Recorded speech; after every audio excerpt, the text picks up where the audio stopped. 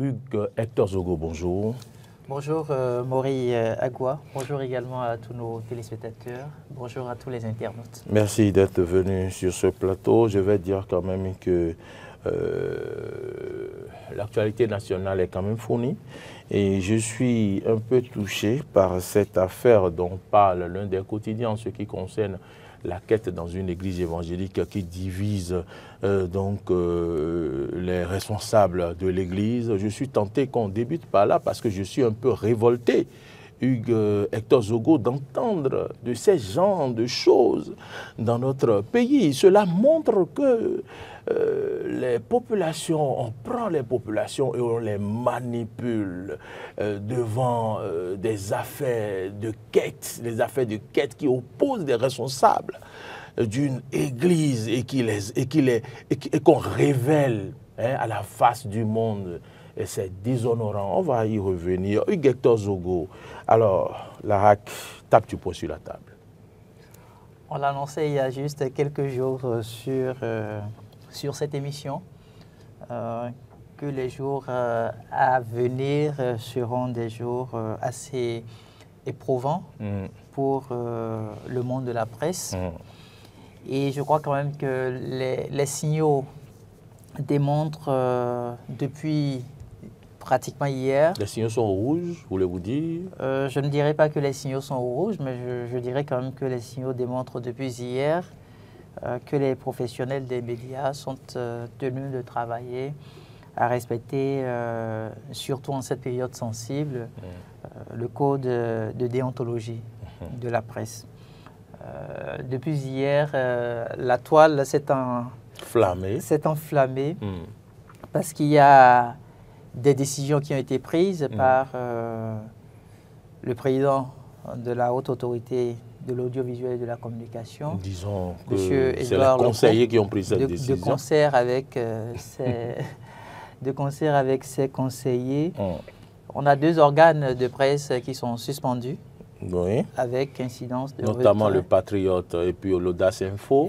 Exactement. 4 organes en ligne. Exactement. Ouais. Mais bon, ce n'est pas la même chose. Non, ce n'est pas la même chose. Oui. Ouais, c'est-à-dire que pour les 2 autres organes de presse écrites, c'est une suspension avec retrait de cartes de presse pour leur directeur de publication. Oui. Maintenant, pour les 4 autres organes en ligne. Actu Express, Reporter Bénin, Média, c'est ça? C'est bien ça, oui. Média Monde, oui. Et puis Crystal News. Crystal News. Ouais. Le 4e, c'est ce que le Patriote fait en ligne, je crois, non? Exactement. Voilà. Il y a Madame Actu à travers son compte TikTok aussi qui... Donc au niveau de ces 4 organes en ligne, c'est une mise en demeure. Mise en demeure. C'est une mise en demeure et il est demandé... Mise en demeure pour PIS FM aussi? Oui. Avertissement, on va revenir au cas PIS FM. D'accord. Alors, donc, il leur est demandé de travailler à régulariser la situation. Mais mise en demeure, ça veut dire quand même que ces organes ne doivent plus écrire quelque chose. Oui, à la date de jusqu'à ce que ces organes régularisent la situation. Exactement. Mais est-ce que il y a quelques mois, est-ce que la RAC n'a pas interpellé ces organes en ligne? Si mes souvenirs sont bons, on avait appris qu'on les a convoqués, qu'on les a écoutés. Et c'était à croire que la RAC leur avait demandé de régulariser. Est-ce que le temps du moment où la RAC les a appelés et les a écoutés, et maintenant, est-ce que le temps était suffisant pour les organes, surtout en ligne? Je parle de Actu, Madame Actu, je parle de Reporter Média Monde et autres. Est-ce que le temps aurait suffi pour quand même mettre les choses en une journée, les différents promoteurs peuvent faire ce qui est demandé par l'instance de régulation qu'est la Haute Autorité de l'audiovisuel et de la communication. D'accord. Vous savez, tout est dynamique. Tout est dynamique. Et a priori, on peut se permettre de dire que dès que vous demandez l'autorisation, que les heures à suivre ou les quelques jours à suivre, la RAC peut vous permettre de l'obtenir. Maintenant, il revient quand même à la RAC de prendre ses garde-fous, de vérifier si effectivement on vous accordait l'agrément, si vous êtes en mesure de travailler en respect du code de l'éthique et de la déontologie de la profession. Donc aujourd'hui, une autre question se pose, c'est de savoir, vous l'avez si bien dit, de la période où ils ont été convoqués par la commission de l'éthique pour répondre d'un certain nombre de choses, de cette date-là à aujourd'hui, est-ce qu'il y a eu un appel qui a été lancé par la RAC?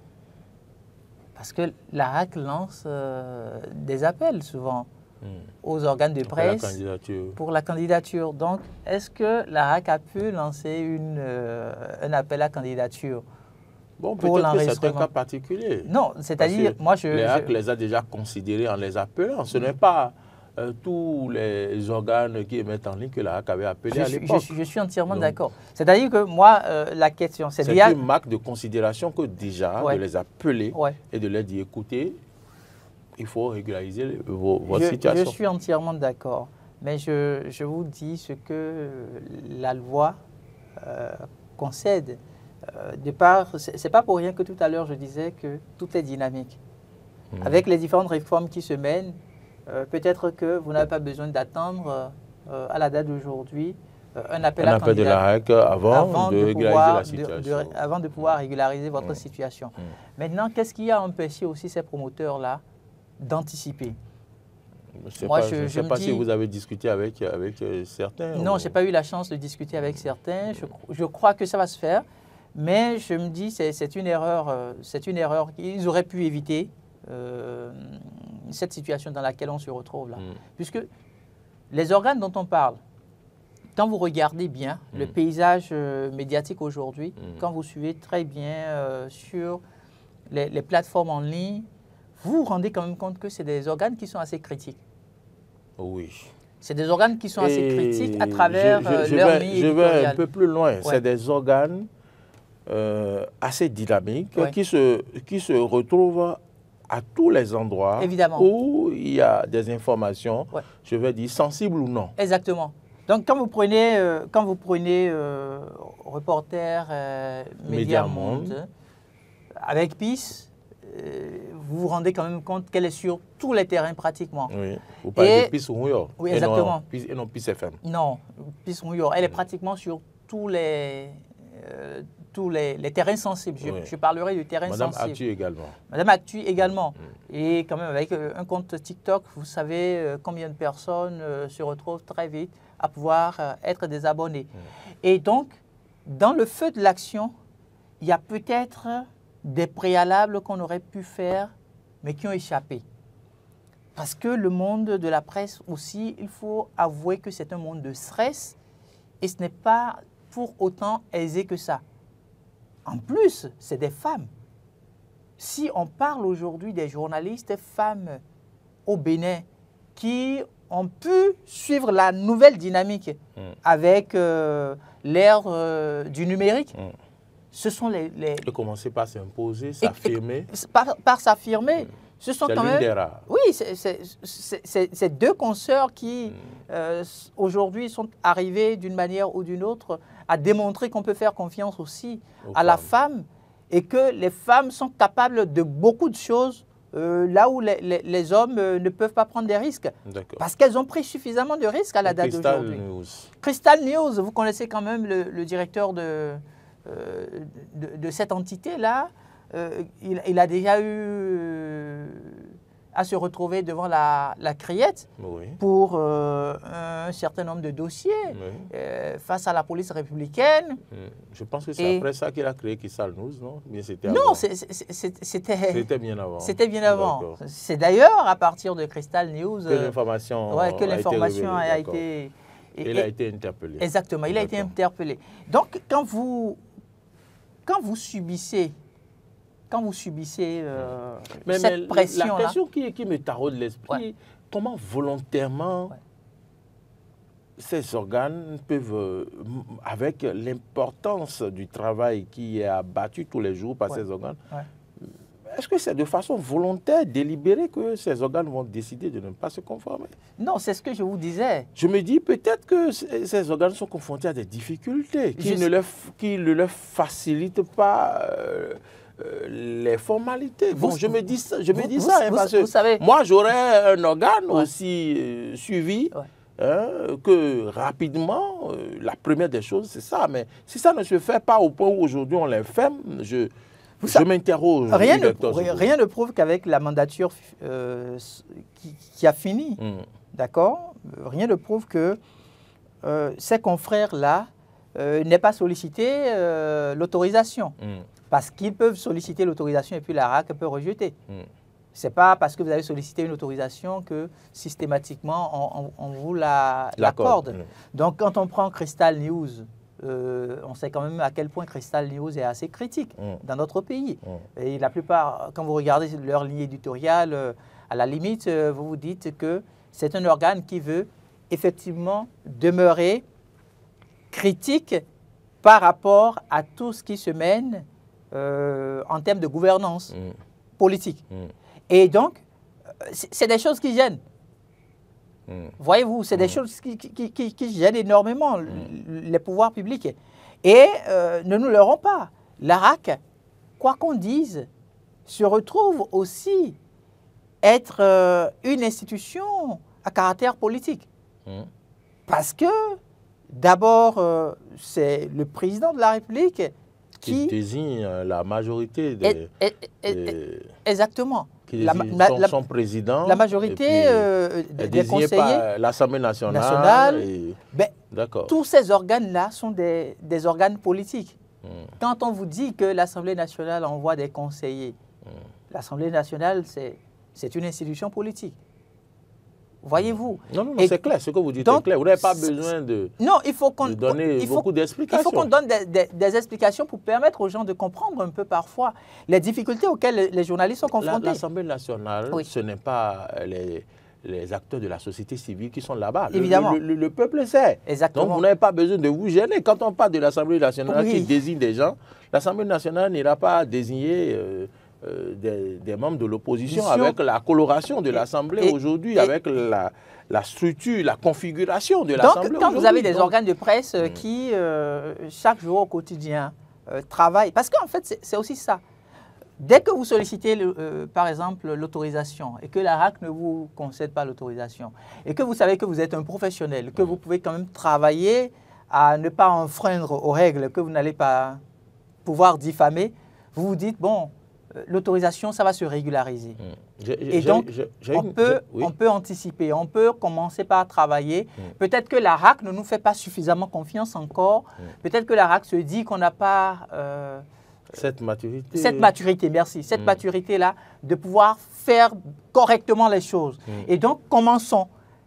Et en commençant, la RAC peut se dire, ah oui, voici un organe qui fait des choses extraordinaires, telles que nous le souhaitons pour la presse dans notre pays. Et donc, accompagnons-la. Entre-temps, ils avaient déposé leur demande d'autorisation. Où est-ce qu'ils en sont? Vérifions, faisons le déplacement sur leur site pour voir si les conditions de travail, tout ça, c'est dans de meilleures conditions.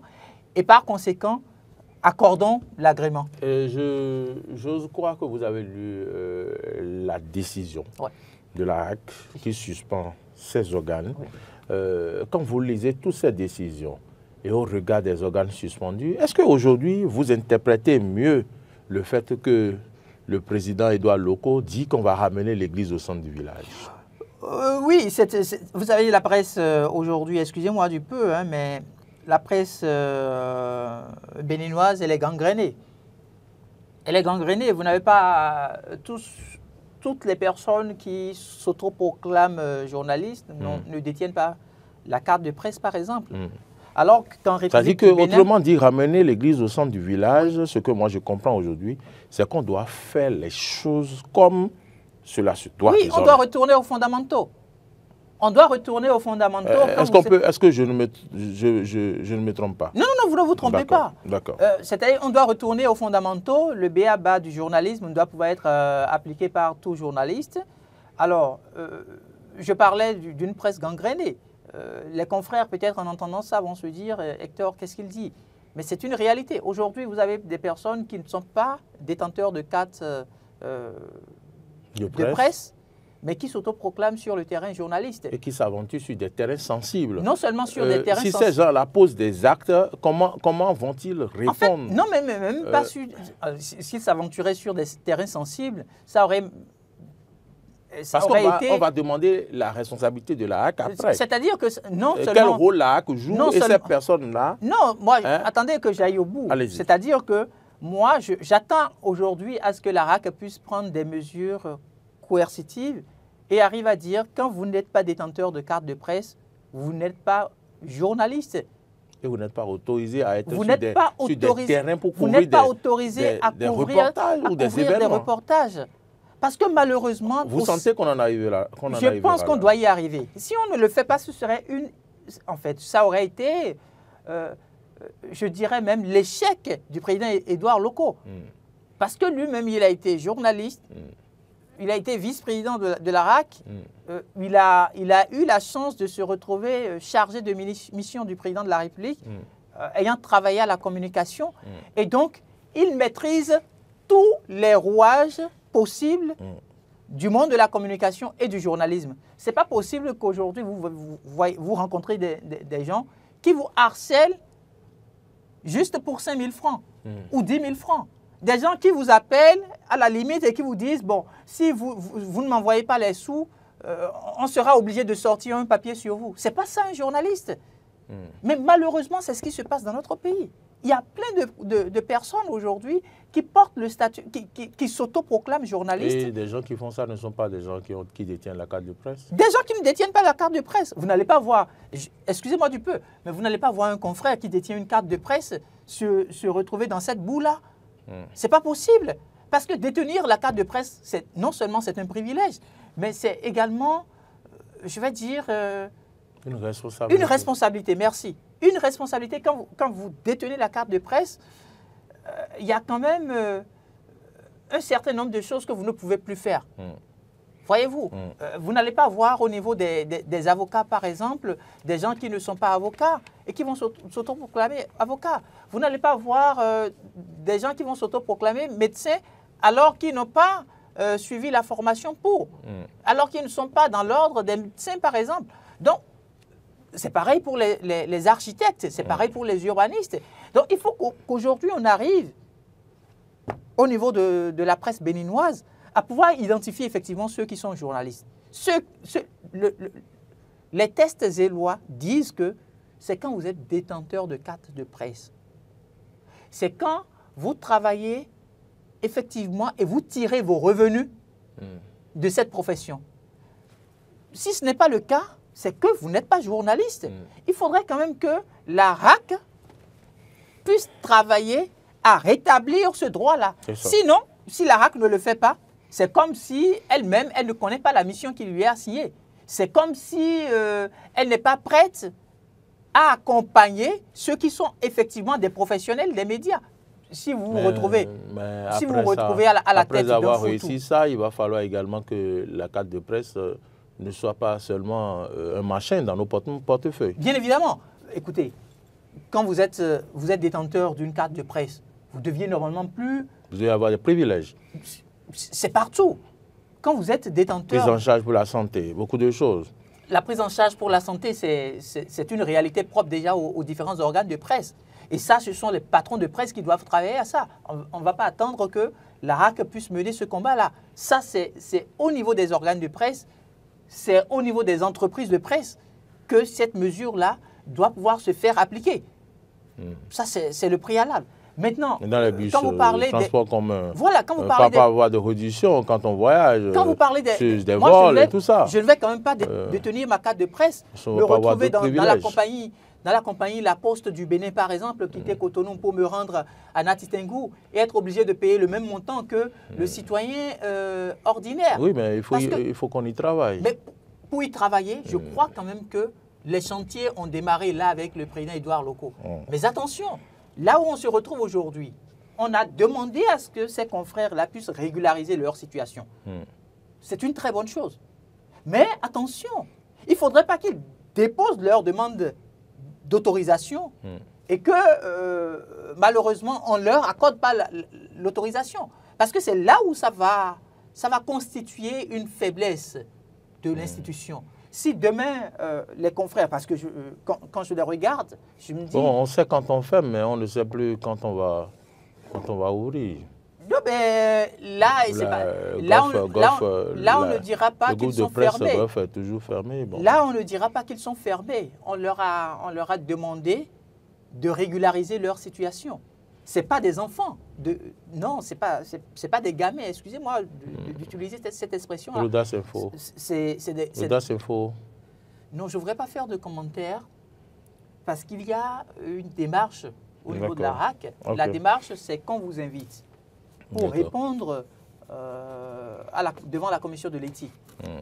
Et des correspondances ont été adressées, que ce soit au niveau de l'Audace Info. Hier j'étais donc à une conférence de presse du cadre de concertation des partis de l'opposition et qui, par rapport à cette information, crie déjà au musellement de la presse.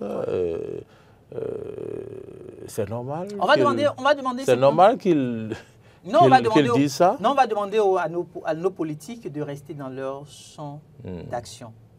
Surtout à l'opposition. Excusez-moi du peu, hein, mais que l'opposition reste effectivement dans son champ d'action. Ce dont il est question ici, c'est une question concernant les journalistes. Et ce sont les journalistes qui ont, je vais dire, qui sont habilités à pouvoir davantage parler de cette question. Et non les politiques. Non, ce n'est pas une question d'ordre politique. Il faudrait que les gens puissent faire la part des choses. On a demandé à des confrères de régulariser leur situation. Donc il ne s'agit nullement de musellement de la presse. Donc, pour moi, il ne doit pas l'interpréter comme ça. Non, nous ne sommes pas encore arrivés à cette étape-là. Et on ne permettra même pas à la RAC aussi de museler la presse. Ce n'est pas possible. Ce n'est pas pour rien que je vous dis, ces 4 organes-là, quand je prends Madame Actu, on lui demande de régulariser sa situation. Ça ne fait pas d'elle. Au contraire, depuis hier, je ne connaissais pas le nombre d'abonnés qu'elle avait au niveau de son compte TikTok. Mais je suis sûr que cette disposition prise hier, là, lui aurait permis d'avoir encore peut-être 1000 ou 2000 abonnés de plus. Depuis hier à aujourd'hui. D'accord? Maintenant, quand on lui demande de régulariser sa situation, qu'est-ce qu'elle a à faire? Elle le sait. Pour régulariser la situation, elle sait les différents documents à transmettre à la RAC. Elle va le faire, puisqu'elle est professionnelle des médias. Quand je prends Peace Rouillot, elle va faire la même chose pour Reporter Média Monde. Elle va déposer. Maintenant, si elle dépose, il faut que la RAC, en retour aussi, puisse assez vite statuer et leur permettre de poursuivre. Parce qu'elles ne font pas autre chose aujourd'hui. J'ai compris. On va passer à un autre sujet. Elles n'ont pas autre profession. Je n'ai pas fini. Ah ben, on ne va pas s'éterniser sur la question non plus. Elles n'ont pas d'autres professions. La seule profession qu'on leur connaît, c'est la profession du journalisme. Maintenant, si ce qui a été demandé par la RAC, les conditions sont remplies, que la RAC aussi, assez vite, leur permettre de rentrer dans leurs droits et de poursuivre leur travail. Donc, il ne faudrait pas que... Parce que généralement, ce sont les politiciens qui viennent nous diviser au sein de la corporation. Les politiciens ne vont pas aujourd'hui utiliser cette mesure disciplinaire pour opposer la RAC aux journalistes. On ne va pas le permettre. Et quand je prends le cas de l'Audace Info et quand je prends le cas de Le Patriote, qu'est-ce que ça leur coûtait d'aller répondre à la commission de l'éthique? On vous a adressé en tant que directeur de publication, on vous a adressé des correspondances pour que vous puissiez répondre. Vous vous déplacez, vous allez, vous répondez. Oui, ils n'ont pas fait comme ça. D'accord. Vous avez lu... Le temps passe vite. Hein, il ne nous reste plus que 11 minutes ou 12 minutes. Permettez-nous de parler rapidement. Je vous donne quelques minutes pour donc parler de ce titre qu'affiche le potentiel. Aujourd'hui, une défense sur la défensive. Une défense sur la défensive, c'est ce qu'on lit donc à la une du quotidien. Et puis on nous apprend que dans un communiqué, le procureur spécial, mettons-nous, dénonce une méthode dilatoire. Hier, ça a été chaud quand même avec les avocats. Chacun se retrouve dans son rôle. De Oswald Omeki et de Olivier Bokor. Oui, chacun se retrouve dans son rôle. Le procureur spécial de la Criette est dans son rôle en donnant un communiqué Et les avocats également se retrouvent dans leur rôle. Un autre quotidien a dit que le droit est à l'épreuve, on est à l'épreuve du droit, ou quelque chose comme ça. Oui, moi j'aime bien ces titres-là qui sont souvent partagés à la une. Ça démontre quand même de la vitalité de la presse béninoise. Ça démontre que, jusqu'à preuve du contraire, nous avons encore la possibilité de donner effectivement notre point de vue à travers des titres en manchette de nos différentes parutions. Vous savez, ceux qui se retrouvent aujourd'hui devant la justice, c'est quand même deux grands bonnets. On parle du ministre Oswald Omeki, ancien ministre des Sports, qui lui-même a pu rappeler hier, lors du procès, qu'il est fils du président Patrice Talon. Ce n'est pas moi qui l'ai dit. Bon, ce n'est pas le lieu de le rappeler. Hein. Bon, je ne sais pas si c'était le lieu où il fallait le rappeler. Non, ce n'est pas le lieu. Mais bon, il a quand même tenu à rappeler qu'il est le fils du président Patrice Talon. Donc, un chef d'État en exercice, quand vous avez en procès son fils devant vous, vous comprenez quand même que ce n'est pas un client ordinaire que vous avez devant la juridiction. Et mieux, on se retrouve avec également Boko, Olivier, qui a été... Lui, il a rappelé quoi? Il a été pratiquement... Il n'a rien rappelé, il n'a pas rappelé qu'il est le frère du président. Non, je n'ai pas souvenance que de pareils propos soient sortis. Comme d'autres a dit qu'il est son fils, peut-être lui... D'accord, je n'ai pas souvenance que frère ou son ami intime ou quoi. Donc s'il n'a pas dit ça, d'accord, ça veut dire qu'il a compris l'enjeu. Non, mais à la limite, c'était l'alter ego du président Patrice Talon. C'était connu de tout le monde. Tous les voyages officiels où le président Patrice Talon se retrouvait à l'extérieur, il était toujours dans les délégations officielles. Et donc, quand vous vous retrouvez avec deux grands bonnets du genre, attendez-vous à ce que la défense aussi puisse faire son one-man show. Parce que c'est l'occasion pour certains avocats de dire, oui, nous existons. Il y a des avocats dont vous n'avez peut-être jamais entendu parler, et à partir de ce procès-là, vous allez entendre parler de tout le temps. Eux, ils ne sont pas exclusivement au procès pour défendre que leurs clients, mais ils sont au procès pour faire une communication autour de leur cabinet aussi. C'est de très bonnes stratégies, c'est de très bonnes guerres, comme on dit. Donc, des avocats qui se retrouvent sur la défensive, c'est au regard peut-être de l'environnement. Et qui pensent que celle qui est désignée pour donc conduire le procès ne devrait pas l'être et qu'il faut changer c'est heureux. Le magistrat. C'est heureux tout ce qui se passe aujourd'hui. Vous savez pourquoi c'est heureux? On a eu d'autres cas similaires de par le passé. On a eu le cas Ricky Amadougou. On a eu le cas du professeur Joël Aïvo. C'est la même, en fait. Qu'est-ce que je veux dire? N'est-ce pas un trafic d'influence? Non, mais pourquoi vous parlez de trafic d'influence? C'est pas moi qui en parle, hein. Ah, c'est les journaux qui en parlent. Ok, d'accord. Il n'y a pas eu. Moi, je ne parlerai pas de trafic d'influence. Écoutez, pour le cas de Ricky Amadougou et du professeur Joël Aïvo, pourquoi on n'a pas eu le temps de parler de trafic d'influence? Non. Et pourtant, c'est des personnalités qui ont occupé aussi de très grands postes de responsabilité dans notre pays. Donc, quand il y a de gros bonnets comme ça devant la justice, attendez-vous à ce qu'il y ait des déclarations qui aillent dans tous les sens. Maintenant, il y a le procureur spécial qui, à travers son communiqué, je le cite, dit que c'est pour éviter le débat public sur le fond du dossier, discréditer la justice, que tout ça se fait. Un procureur spécial ne prend pas la parole n'importe comment. Et mieux, c'est dans un communiqué qu'il le dit. Et donc, s'il est arrivé à démontrer dans son communiqué que ce que fait la défense de Oswald Omeki et de Olivier Boko, c'est juste pour éviter le débat public sur le fond du dossier et de pouvoir discréditer la justice, c'est stratégique. Maintenant, on va se poser la question de savoir qu'est-ce que la défense gagne à discréditer la justice de son pays. Très bien. On va peut-être suivre l'évolution du dossier aujourd'hui et revenir demain ou vendredi pour savoir effectivement quelle appréciation faire. Parce que là, il y a eu, ne l'oublions pas, hein, les avocats qui se sont déconstitués. On a donné 24 heures aux deux intéressés, donc à Oswald Omeki et à Olivier Boko, pour constituer leur défense. Déjà hier, il notifiait que c'est un temps relativement court. J'ai pu lire que Oswald Meki aurait signifié que 24 heures sur 24, il se retrouve enfermé désormais et que le procureur est au courant de tout ça et donc par conséquent qu'ils n'ont pas la possibilité de reconstituer leur défense. J'ai pu comprendre également à travers les différents retours qui ont été faits par nos confrères présents sur place que Olivier Bokor se disait qu'il fallait le juger en même temps. S'il fallait attendre encore ces 24 heures-là, autant le juger sur place. Donc, quel est le scénario auquel nous aurons droit tout à l'heure? Est-ce que les intéressés vont se présenter devant la Cour sans leur avocat, sans d'autres avocats, puisque les autres se sont déconstitués? Est-ce qu'il y aura d'autres avocats qui vont constituer leur défense? Est-ce qu'ils vont se retrouver sans avocat? Quelle sera la démarche du ministère public? On va finir par donc, une quête qui divise les responsables d'une église. On annonce une église évangélique à la une du quotidien. Puis, moi, j'étais vraiment désolé, Hugues Tozogo. Pourquoi vous vous désolez?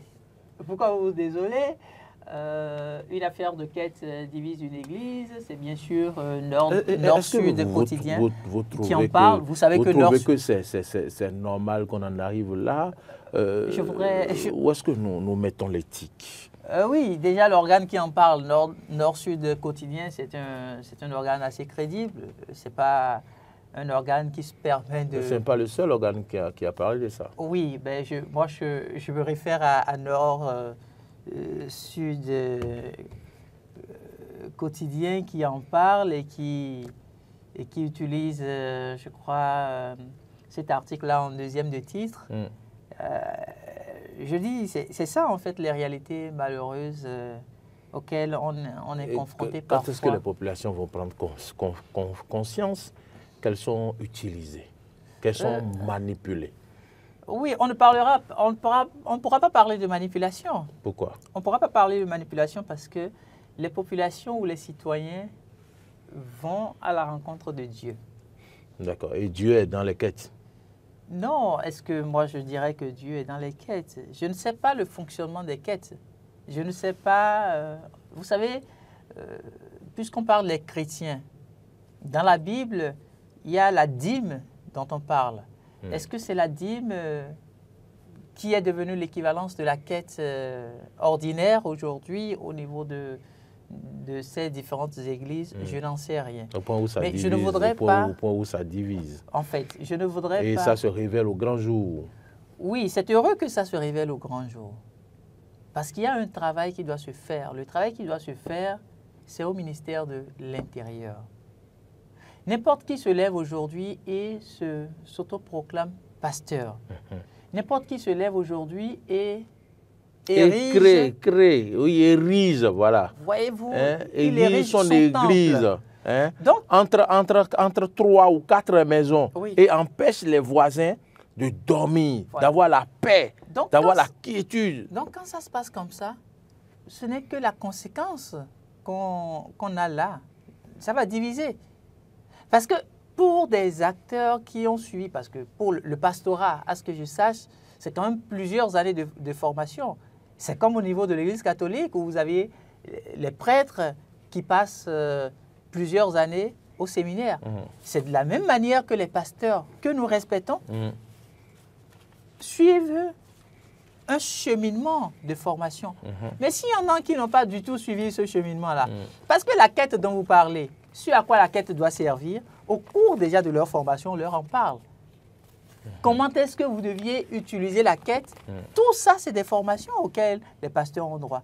Maintenant, si malheureusement, le ministère de l'Intérieur, qui doit pouvoir faire le travail, qui doit effectivement donner l'autorisation, ne le fait pas, ne contrôle pas si les églises qui sont ouvertes sur le territoire national, si toutes ces églises-là détiennent effectivement des autorisations, reviennent de congrégations reconnues, si rien de tout ça ne se fait, attendez-vous à ce que l'on vive de pareils scénarios. Et malheureusement, on dira que c'est au Bénin. Donc c'est la nation béninoise qui porte maintenant les conséquences de cette image-là que l'on montre à l'international. C'est pourquoi pour moi, le ministère de l'Intérieur doit prendre ses responsabilités. Hugues Hector Zogo, merci d'être venu répondre donc à nos questions, d'être venu vous prononcer par rapport à l'actualité nationale révélée par les journaux aujourd'hui. Madame, Messieurs, nous sommes donc au terme de cette émission, une émission écoutée, indépendamment de notre volonté. Merci à toutes et à tous de nous avoir suivis. C'est bien Marseille Yedo qui l'a réalisé, c'est Emmanuel Agbodjelou qui était au son. Et merci à tous et à demain.